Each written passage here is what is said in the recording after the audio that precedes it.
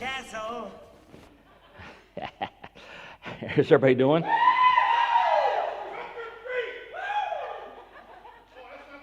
Yeah, that's next year, Jim. Next year. Yeah. Yeah.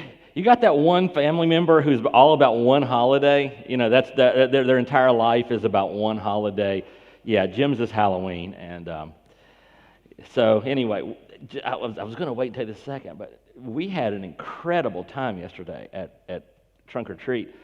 For those of you who didn't make it out, that was crazy.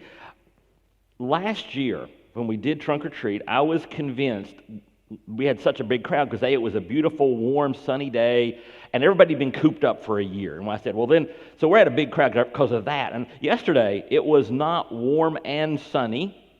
I thought it'd be a really good idea for us to do a beach theme, so I was wearing swim trunks and water shoes, and very unhappy about it the entire time because it was cold and cloudy, and everybody been out for a while, and I was expecting just a little bit less. Well, last year when we did it, as we were doing Trunk or Treat, and those of you online, you're going to help me picture this, the line starts at the corner up here by the tent building, goes the width of the tent building, then half the length of the tent building, and last year curved at New Growth Cafe, where you can stop and get some great coffee, and then went halfway into the parking lot.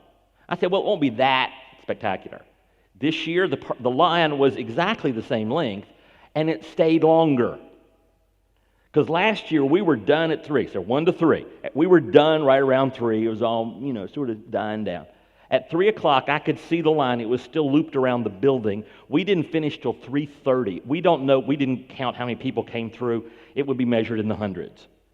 And so we had an incredible opportunity to really, Jim and his team did a great job once again, and his dutiful, loving spouse, pray for her, did a great job with organizing, and his henchmen. Everybody came and did the trunks up and dressed up in interesting costumes, and everything went really well. And so thanks for everybody that had a part in it. I think Barry mentioned this a couple weeks ago, but we have co-children's directors, and one of our co-children's directors came to the church because of Trunk or Treat a couple years ago. So he came to that, well, this is cool, checked out the church, and is now one of our co-children's directors. So that's how this works, all right? Okay, this is the annual Castle Sermon, and Barry said a little bit ago, if you have a child of a certain age, you may not want them in the room. Now, let me be a little more clear about that. If you think your kid is about 1 to 2 years away from being ready, they're ready. Okay? You know how your parents thought about you? Yeah, you think of your kids the same way. You're so much past where they were. And it also, by the way, this gives us a really good, I've seen lots of families use this as a really good discussion foundation to talk to their children about issues that can be a little embarrassing. And also, I am going to say some things that are going to be embarrassing to me as well as to you. I've been doing this message for over a decade. If it's in this message right now, it is because this audience, this community, it's important, that specific topic. I don't do anything just to get, there's nothing for shock value. It's just because, like, I do one thing 1 year and go, I don't want to do that again. And everybody says, you got to talk about that again next year because of all these soldiers. So, anyway, welcome to the sex sermon. All right. So, we did this last week. Somebody drew the castle for me, in case you can't tell. I did not draw this. The castle represents marriage. We'll talk for a second about what that means. And then last week, we talked about the foundation, because what we want to have inside the castle, between husband and wife, is intimacy. Okay, the castle represents marriage. Inside there is intimacy. The foundation for that, we talked about last week, was a proper identity. And if you missed that message, it is online. You want to go back and watch it. Because a proper identity as a person who's made in the image of God is crucial to entering the castle the right way. And if you want to understand the castle concept, let me read you something. I'm going to read this out of Proverbs chapter 5. And Proverbs 5 has a really great section on intimacy, okay, and how to do intimacy right and wrong. It says, "My son, pay attention to my wisdom, Turn your ear to my words of insight. Now, if you're not a son, if you're a daughter, that's okay. Proverbs is written using the word son, but you can, for an awful lot of these, you can just flip the gender stuff around and you're fine. So my son, my daughter, pay attention to my wisdom. Turn your ear to my words of insight, that you may maintain discretion and your lips may preserve knowledge. For the lips of the adulterous woman drip honey, or the adulterous man, and her speech is smoother than oil. But in the end, she is bitter as gall, sharp as a double-edged sword. Her feet go down to death. Her steps lead straight to the grave. And then skipping down a little bit, it says, drink water from your own cistern, running water from your own well. They like euphemisms, in case you're curious, just like we do, okay? Should your springs overflow in the streets, your streams of water in the public squares, let them be yours alone, never to be shared with strangers. A loving doe, a graceful deer, talking about your wife, may her breast satisfy you always. May you ever be intoxicated with her love. It goes on. Why, my son, be intoxicated with another man's wife? Why embrace the bosom of a wayward woman? For your ways are in full view of the Lord, and he examines all your paths. The evil deeds of the wicked ensnare them. The cords of their sins hold them fast. For lack of discipline they will die, led astray by their own great folly. And if we just remember what we just read and we come back over here, you can understand what the concept of the castle is. And if you weren't here last week, or any of the other dozen times I've done this message, the castle represents marriage. And if you think about this, I start this out always just asking a simple question. If your intimacy is taken outside of marriage, if your sexual intimacy is occurring outside of the castle of marriage, what can go wrong? And of course, there's a list. There's a long list. I could fill the board up with personal and public and health and just all kinds of things. And then we ask the follow-up question: if you keep your sexual intimacy inside the castle of a marriage between one man and one woman, what can go wrong? What are the negative things that happen? What are the negative side effects with that? Occasionally, I point this out every time. Occasionally, I have somebody yell out from the audience, boredom, so that I can reply, don't blame God for your lack of creativity. Because I like that joke. If you're going to do a sermon every year, you got to have some parts you like yourself. Okay? So, marriage, identity, intimacy. Okay? Now, that's not enough to guarantee anything. By the way, none of this stuff is enough to guarantee anything. I was hearing somebody talking and calling it the purity prosperity gospel.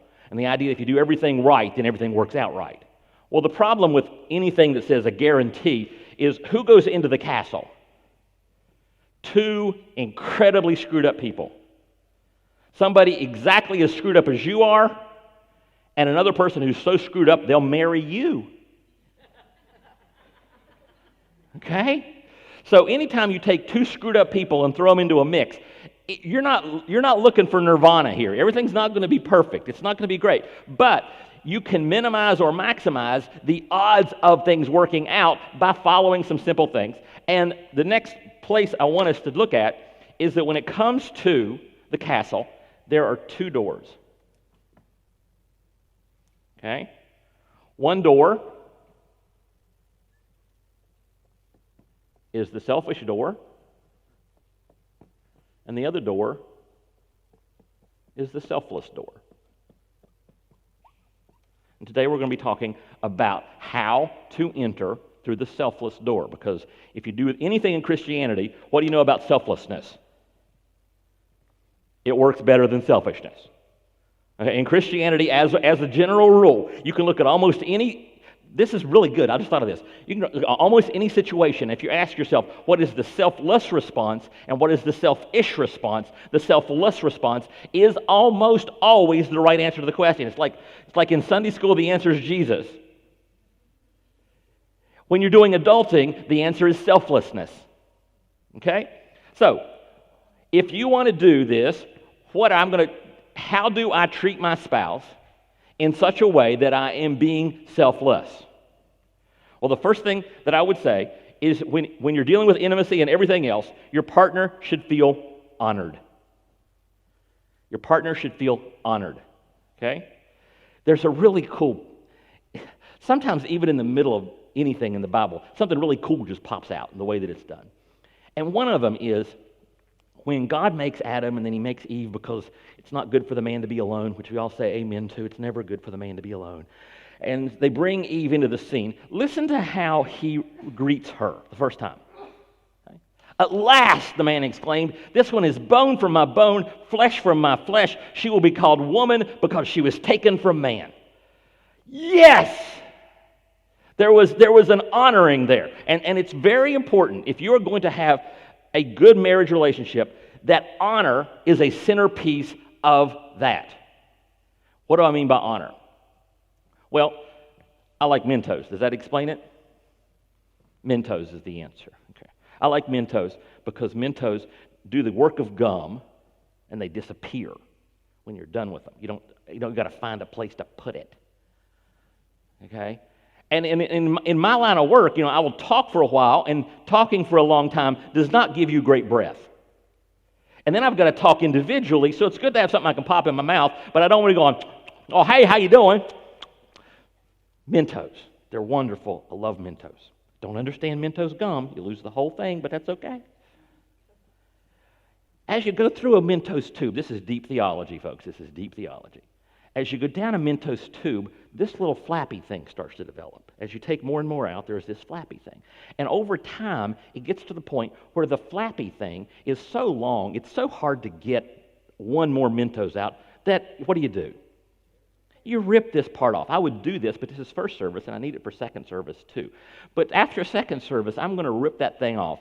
How much honor do I give to that piece right there? I like Mentos. How much honor do I give to that? About as little as is possible.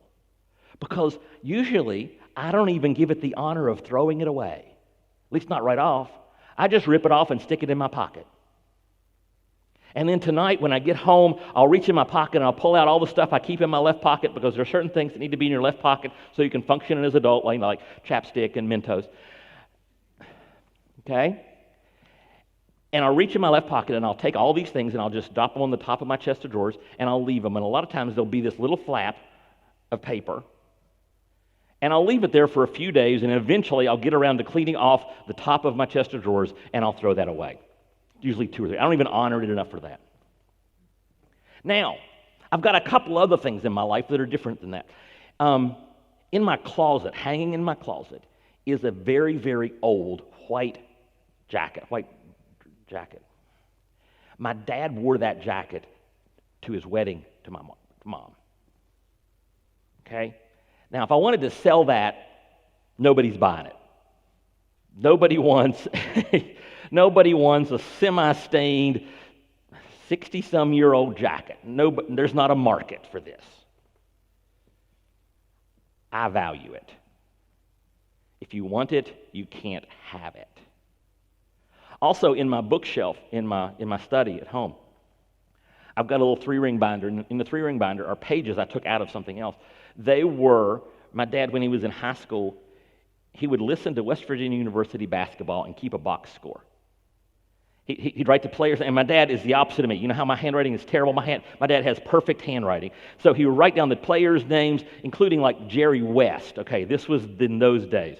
And every time they scored a point, he'd make a mark, and when he got done, he'd write down. And I have that for like 2 or 3 seasons of West Virginia University basketball in a 3-ring binder. And do anybody want that? You can't have it. I honor that. I value that. When it comes to my spouse, if I want there to be selflessness and true intimacy in our marriage, and not just in the sexual realm, I need to honor her. I need to just, as Adam said, that's it right there. That's my person. Nobody can have my person. I like to sit over and watch during worship when she's helping lead worship, and I get to go, that's mine right there. That's mine. You can't, nobody, no, leave it alone. That's mine. Okay? And honor her. Okay? Here's how Proverbs 5, which we just read, said, may your fountain be blessed, and may you rejoice in the wife of your youth. It doesn't say rejoice in your wife while she's a youth. The wife of your youth. There's a picture there. There's an image there of 2 people, don't you see that, who have grown old together. It's the wife of your youth. It's not saying my young wife. It's the wife of my youth. We've been married. We've been together for a while. And I rejoice in her as she is. But there's another aspect, and it's why the jacket and the box scores are valuable. How many of those jackets exist? How many notebooks full of box scores that my dad did exist? Right? And that's why in Genesis 2, when it talked about after Adam sees Eve, it says explains why man leaves his father and mother and is united to his wife, and the two are united in one. And this is a really small space. We call it a castle, but it's little, bitty. There's only room for two. Okay? And intimacy is fueled by exclusivity, not experience. Our culture seems to think that the more people you are with, the better you're going to get at this stuff, and the better it is. Oh, there's been a lot of people. They got to be good at this. Generally speaking, that's not true. I just use this illustration? I was going to save it for later, but we'll talk about it right now. The greatest musicians focus on one instrument because they learn the instrument. They know what buttons make it sing. Can I stop right there? Because practice makes perfect, and practice with multiple instruments doesn't teach you perfection with one. And the best way to get really good at anything is to practice with the one. And so that's why a lot of people get babysitters and go home and practice what I preach after this message. But let me show you something about the inverse of that. The let's go outside the castle. This is how Proverbs 5, we just read it, said. Her feet go down to death, her steps lead straight to the grave. And you go, that's interesting. But you know I said something about euphemism? You know what a euphemism is, right? Euphemism is you have how many bathrooms in your house? How many of them can you take a bath in? You ever thought about the weirdness that you have a bathroom that doesn't have any way to take a bath? And we still call it a bathroom? Because we don't want to call it the room where I go take a dump. And we say dump because we don't want to say. Right? It's all about, you know, there are certain things, they talk about things, but they're going to take a step back and just help you out a little bit. So this is a scholar. Just say this is not, I'm not, feet are a well-known, I just learned this year and I just had to share it with you guys. I don't know if you're going to like it or not or care. It may not make next year's, but you're going to get it this year. Feet are a well-known euphemism for genitalia in the Bible. What? Listen to this. This is just the next chapter in Proverbs 6. Can a man scoop fire into his lap without his clothes being burned? Can a man walk on hot coals without his feet being scorched? And here's Proverbs 7, talking about the woman who is out there or the man who is out there seeing how many, what their body count can be. She is unruly and defiant. Her feet never stay at home. Now in the street, now in the squares, at every corner she lurks. So, if you want to honor your spouse, number one, you stay in the castle. Number two, you don't let anyone else in the castle physically. And number three, you don't let anyone else in the castle emotionally. That's how intimacy is built. Somebody says, but Steve, I don't know if that... Here's a quote. I love this one. It might be mine. I'm not sure. I forgot to write anything about who did it. Limiting sex to marriage is like a fish limiting itself to water. Because the castle, God created it for intimacy. It is the natural place where intimacy occurs. It occurs best there between exactly two people. And that's where it happens, okay? And now we start coming to the fun questions that I get to ask every year and answer every year, and just, I'm sorry. I tried to get out of this one after I used it in one sermon, and the people were like, nope. And I'm like, oh, crud. So, but what about masturbation? Hear that silence? Is it silent at your house? Yeah, it's silent here. It's like, he just put that on the board. Yeah.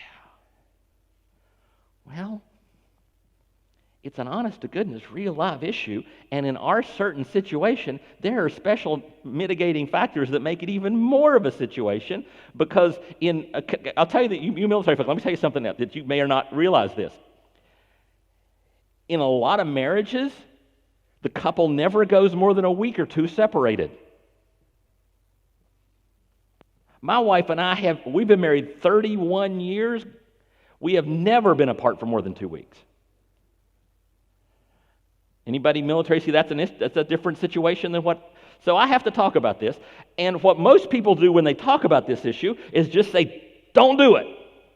Right? That's the typical thing. But I'm a biblical person. I believe what does the Bible actually say about things, not just what do we want to say about things. And there are two biblical principles that apply here that are crucial to this. The first is something Jesus said. I tell you, if anyone who looks at a woman lustfully has already committed adultery with her in his heart. And this is the concept of bringing anybody else into the castle, not physically, but emotionally.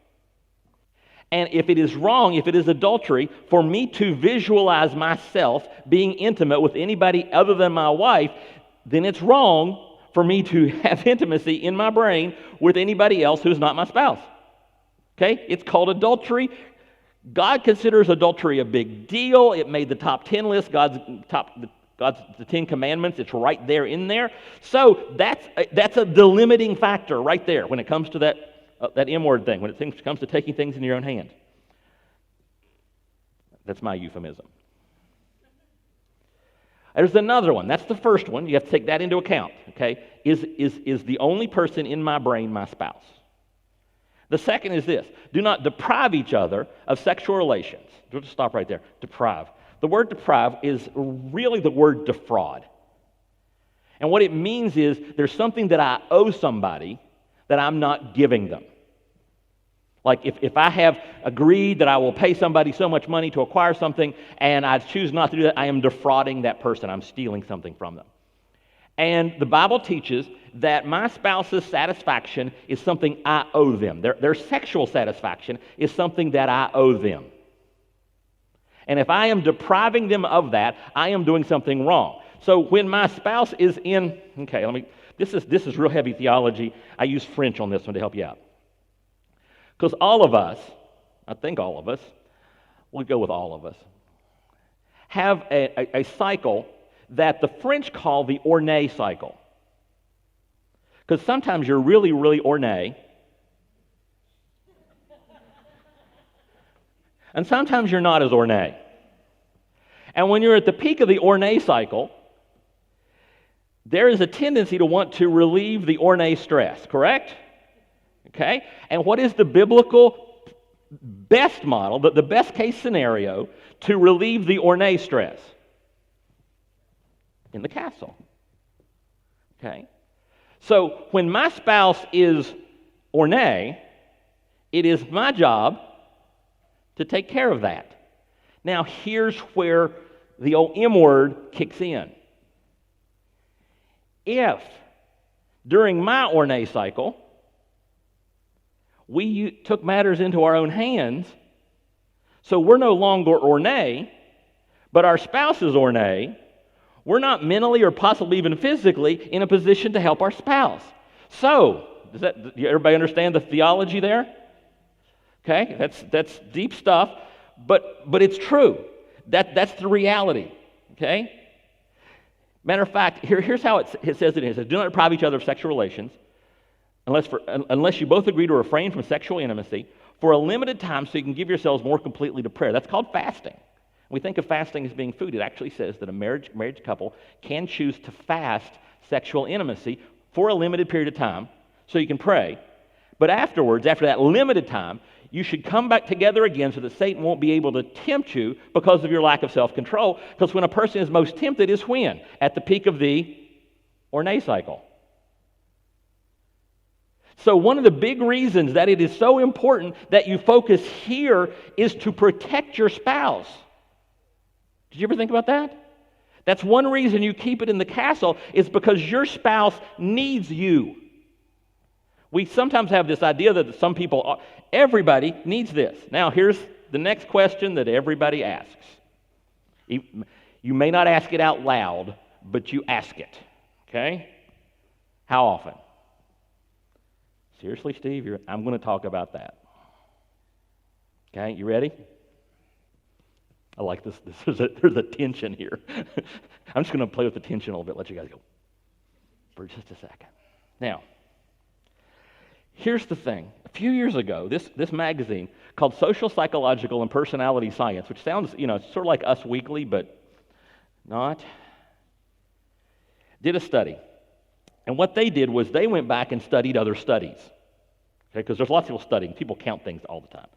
And they found 3 studies that had been conducted over 40 years with 30,000 participants. That's a lot of people to study. And they found something interesting. There was a definite line. There was a definite, concrete line that almost everybody above this line was okay and everybody below this line was having trouble. That if the frequency was less than this, and I understand there are physical things, I know things change with age, there's lots of issues in there, because you actually get more, or never mind. And the answer they found was weekly. That it was like overwhelming the evidence that a couple who is not intimate, again, I'm not going to say that there was but much stronger tendency for a couple that was not intimate at least once a week to have serious marriage problems than those who didn't have sex at least once a week. I didn't write the study. I'm saying that's what they found, that there was a definite link between marital health and frequency bordering on a week. So that's a number that, now, not because some of you guys, all the guys are going,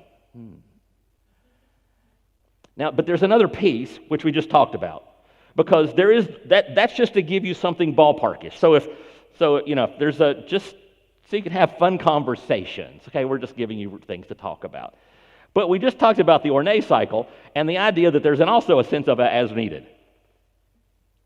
And can I be really blunt? Why not? Guys are microwaves and women are crock pots. Okay? Which means, guys, if you're wanting a good dinner in the evening, you need to start cooking in the morning. Okay? Does that make sense?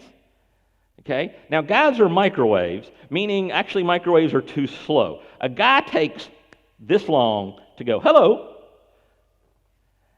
And there is, within reason, the concept, guys, if you're starting to feel the cycle, start cooking. Start working on the meal in the morning. Don't just show up, 11 o'clock that night. Hey, honey, you ready? Not that productive. Okay? But there are times that things happen in your spouse's life that get them excited. They didn't do anything wrong. They're just excited. And sometimes you got to help. Does that make sense? Just tell me it makes sense so we can move on. You got it? You got it? You got the point? You discuss it among yourselves later. Figure out what I was talking about. Okay. Now, your spouse, your partner should feel honored. Let's go to another one. That was as much fun as I wanted to have there. Your partner should feel safe. Partner should feel safe. That's a big one in our culture right now. Partner should feel safe. And there's a question that people ask that flies out of that one. And that is the question, is it okay to blank? What are we allowed to do in here? Now, there was a book my wife and I read to get ready for marriage. Thankfully, it wasn't the only one, which basically said there was one way. There was a single method to accomplish intimacy, and that was the only way. And I'm one of the people who reads the Bible, and I'm like, yeah, you didn't read the Bible, dude. You just made that up. Because, that's the wrong place. Okay, let me show you a verse. Let marriage be held in honor among all, and let the marriage bed be undefiled. That's a very important word, undefiled. Undefiled is a religious word, which you may not think of. You may not think this is a religious place, but it is a religious place. Undefiled means you are able to go into the temple.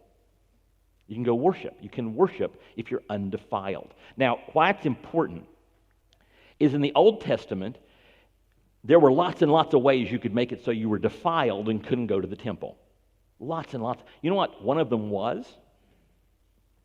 Having sexual intimacy was a way that you defiled yourself, and you couldn't go to the temple. And the author of Hebrews flips that on its head and said, no. That's not right.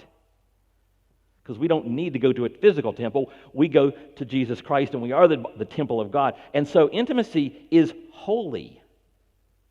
It is undefiled. It is good. Sometimes I'll spend a lot of time on that if I think I've got a lot of women who are raised in a purity culture where they think that somehow sex is bad, and God just kind of tolerates it.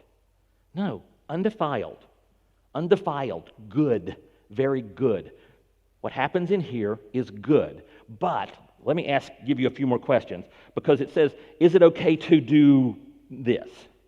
Well, first off, I would encourage you, if you have that question as a couple, one place to read is Song of Songs or Song of Solomon, chapter 2, verses 3 through 6. It describes some interesting stuff. There's some euphemisms going on, and you can have a Bible study together where you're discussing what those euphemisms might be. But some interesting stuff's going on in that room, okay? But I have some questions that I say are very helpful to ask. Number one, is it just us? Is it just the two of us in the castle? Am I bringing anybody else in physically? Am I bringing anybody else in, and that's uncommon, am I bringing somebody else in emotionally, visually? Okay? So can we watch porn? Let me think about it. No! You're bringing...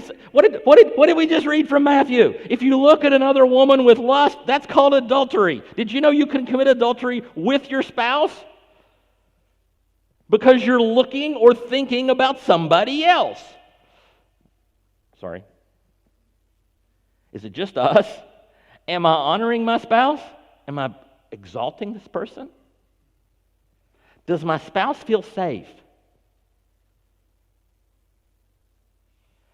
If my spouse does not feel honored and safe, I'm doing it wrong.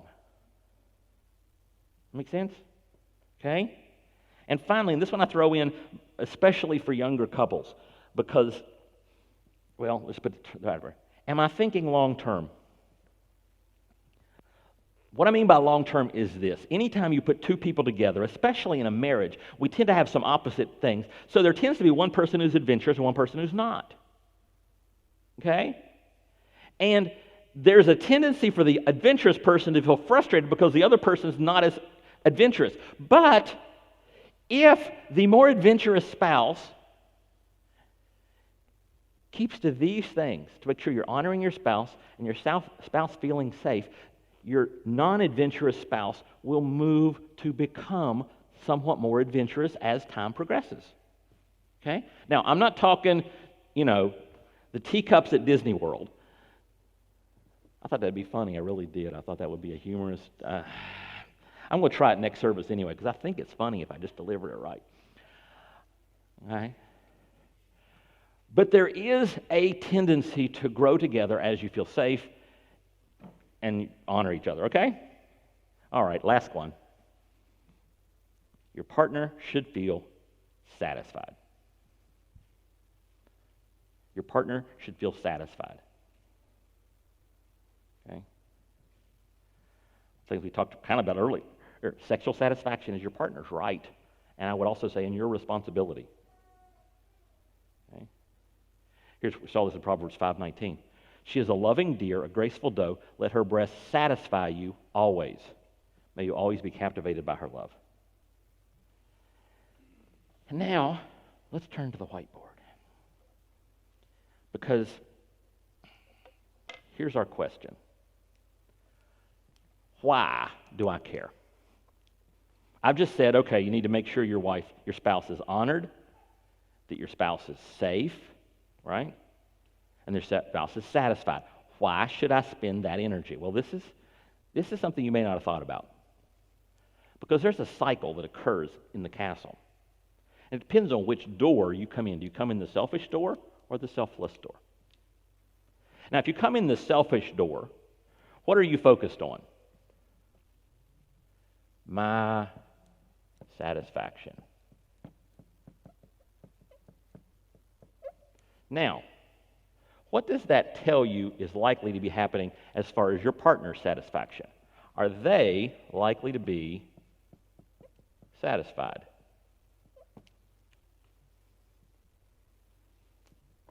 Hit or miss? Probably no, if this is your total focus. Now, if they're not satisfied, how motivated are they?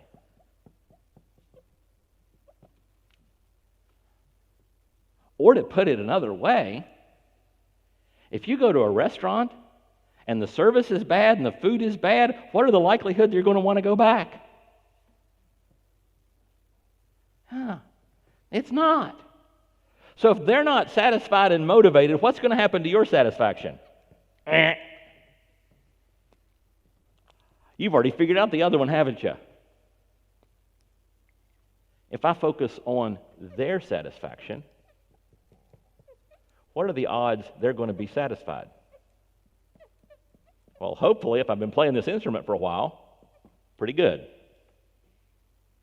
If they're satisfied, what are the odds they're going to be motivated?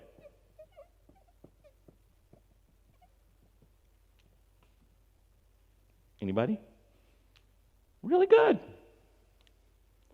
And if you have a satisfied and motivated partner, what are the odds that you're going to be satisfied?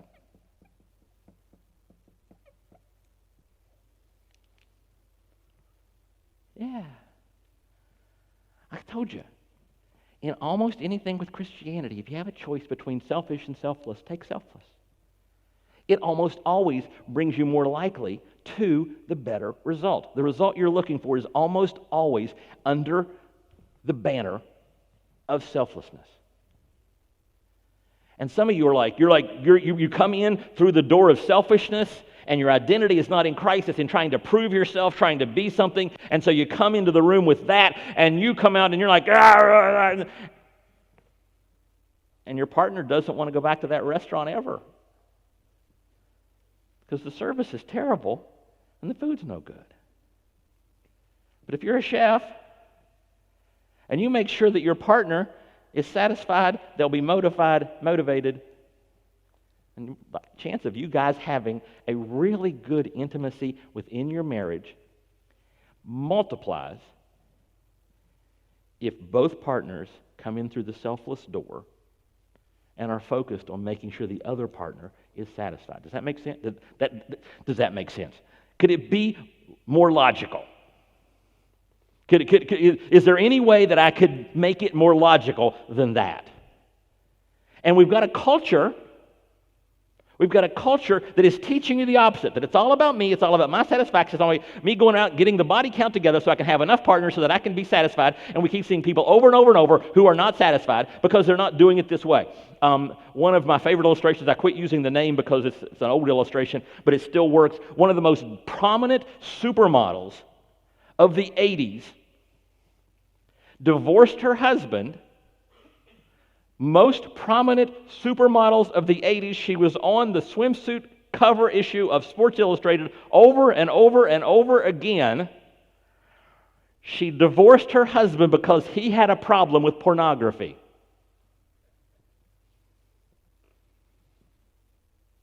Because he came in selfish, looking at his satisfaction, not focused on her at all.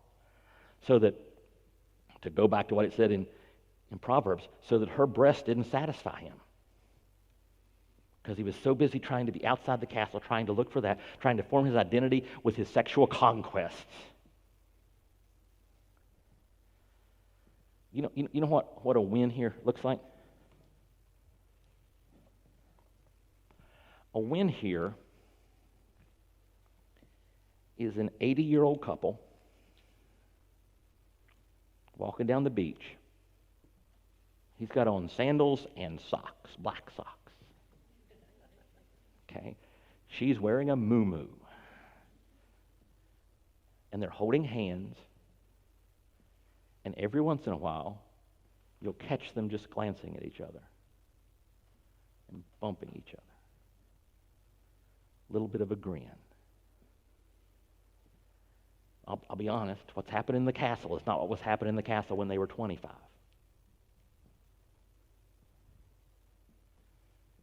But in a lot of ways, it's better. Because he has learned to play his instrument. and she has learned to play hers. And they know how to honor each other. Look how special this person is. They've learned to make each other feel safe. They've learned how to make each other satisfied. And our culture is never going to buy that. Our culture is never going to buy that picture. They're never going to try to convince you that that's a good thing. They're going to tell you that's just ick. That's what it's about. It's not about one night. It's about every night for the rest of your life. It's about being with that person where you both understand who you are. You're not coming into the room trying to prove anything to anybody else. You don't need to prove anything to that person because they're coming in with their identities too strong, and you're both coming in through the selfless door. And it can be an amazing thing that you can build toward the rest of your life. A lot of people have this idea that somehow, oh yeah, you're in your 20s and it's amazing, and you're in your 30s and it gets just worse the rest of your life. Studies would beg to differ.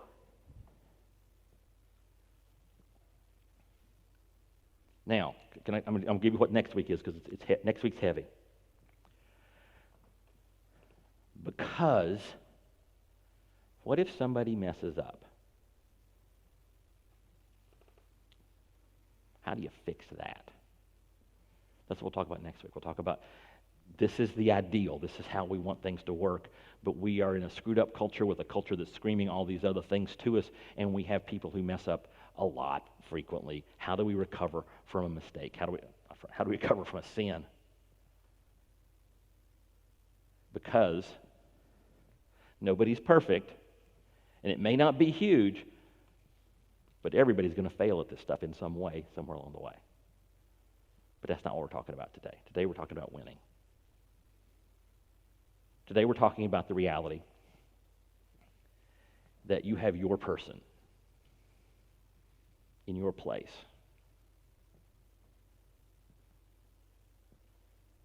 And your intimacy as you work to honor each other, keep each other safe, and keep each other satisfied. You ever had a pastor pray for you that you'd have great sex? Get ready. Let's pray. Father, I thank you that all good and perfect gifts come from above, from you. That you are the author of all of this. And we're the beneficiaries if we understand it and live it your way. Not that that's a guarantee, but that's the best bet. It's the best path. And Father, for all of us in this room who are in a castle right now, who are part of a marriage, Father, I pray for intimacy. I pray for selflessness. And Father, some I know are in difficult spots right now. I know we've got marriages that are in trouble. I know that here and online we've got marriages that are stressed.